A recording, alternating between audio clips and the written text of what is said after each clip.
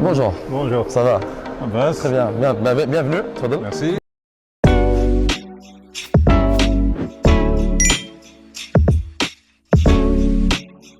Sabel, bonjour. Bonjour. Et bienvenue aujourd'hui, nous sommes dans le podcast du salon du e-commerce et des services en ligne, Excel.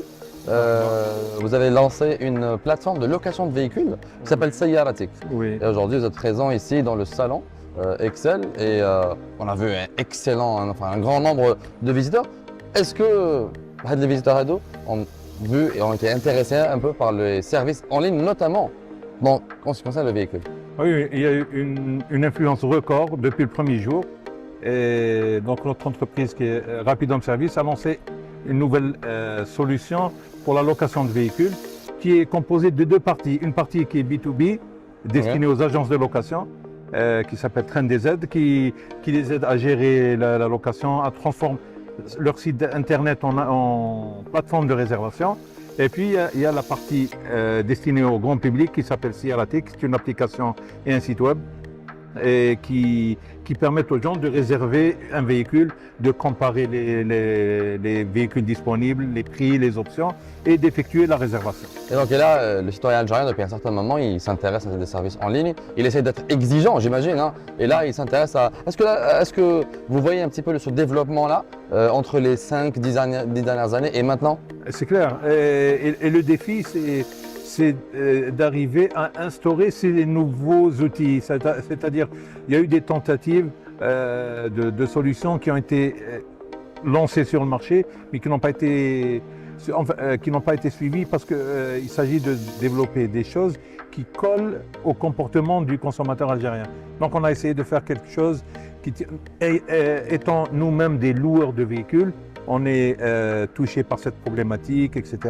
On a une entreprise qui s'occupe de location de véhicules et donc on espère mieux comprendre la problématique de location de véhicules que juste un développeur qui s'occupe de faire une application. Clairement. D'ailleurs, et dans cet événement-là, c'est une bonne occasion justement d'être présent. Exactement. Et on a croisé plusieurs types de personnes, les agences de location qui sont intéressées.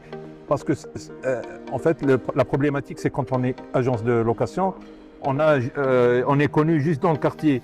Ouais. Mais être sur la plateforme nous donne une visibilité internationale. Imaginez, genre, quelqu'un qui arrive de Paris, il aimerait bien trouver un véhicule qui l'attend à l'aéroport. Ouais. Voilà.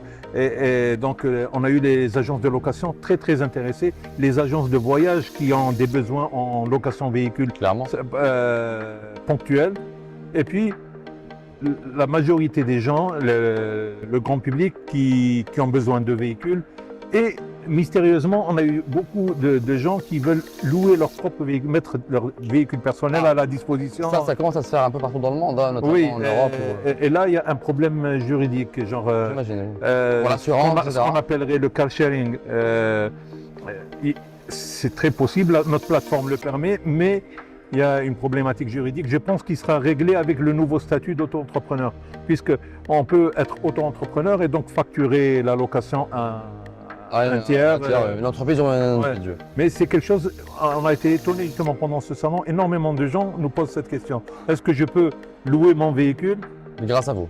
Oui. En utilisant votre plateforme, voilà. Déjà… c'est techniquement possible, mais il reste un écueil juridique. Oui, totalement.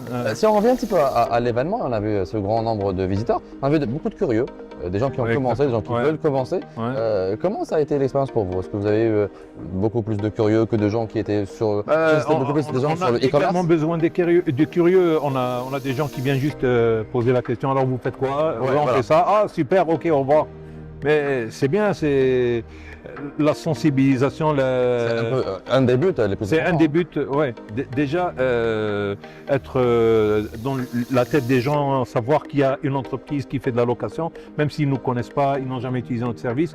Mais déjà, le salon permet ça. Il y a des gens juste qui ne sont pas venus pour ça, mais qui posent des questions et qui… Exactement. Il y a énormément de ça. Et puis il y a des gens qui sont plus spécifiquement là, attirés par la thématique des véhicules, et qui posent des questions très précises. Et puis il y a eu énormément de développeurs qui disent « Ouais, comment vous avez fait ça? C'était quoi la solution ?» C'est de la curiosité technique. Technique, c'est normal. Mais ça fait plaisir, non? Mais on n'a pas la prétention d'être unique au monde. Surtout que j'imagine, ça ne fait pas longtemps que vous avez lancé le produit. En fait, on profite du salon pour le lancement réel. On est actuellement à la recherche d'un grand nombre d'agences de location, partenaires qui vont s'inscrire sur le site. On a plus besoin d'étoffer le site en agence de location pour être plus crédible auprès du public une fois que... Parce que la problématique, c'est des plateformes à deux faces. Pour que le particulier s'intéresse, il faut qu'il y ait énormément d'agences de location. Et pour que les agences de location s'intéressent, il faut qu'il y ait de la demande. Donc le salon nous a permis de prendre des contacts et d'avoir des... Et d'ailleurs, vous n'êtes pas les seuls à vouloir lancer le jour du salon. Hein. Oui, c'est une opportunité. J'imagine que c'est une excellente opportunité justement avec la présence des gens et surtout d'être proche des consommateurs. C'est pas tellement, le salon, c'est pas tellement pour avoir des clients que pour avoir le retour des gens. Exactement. Et il va vous dire mais pourquoi vous n'avez pas fait ça, pourquoi vous n'avez pas... Et ça donne des idées. Par exemple, la location de particuliers, j'étais étonné de la voir revenir chaque jour et plusieurs fois par jour. Donc ils veulent rentabiliser un petit peu. Si on se souvient bien, c'était la problématique posée par le créateur de Kalani, le créateur de Uber, voilà. Et il disait, notre véhicule, on l'utilise au maximum 20% du temps. Et 80% du temps, il est garé dans la rue. Il est détérioré, il coûte de l'argent, de l'assurance, et donc ça serait bien si on pouvait le rentabiliser. Et c'est l'avenir, le partage des ressources et hopefully l'internet, le mobile permet ce genre de choses, optimiser les choses en permettant le partage des ressources. Consommer moins, notamment pour la planète et de penser à un avenir meilleur. Et éventuellement d'avoir un revenu complémentaire comme le car sharing ou le covoiturage. C'est toujours dans l'idée de faire des économies pour la planète et gagner un peu d'argent au passage. Alors tant mieux, joindre l'utile à l'agréable. Merci beaucoup Samy pour être aujourd'hui avec nous et on te souhaite un excellent salon. Merci et merci pour l'accueil. Je t'en prie. Excel Expo, the biggest e-commerce expo in Africa.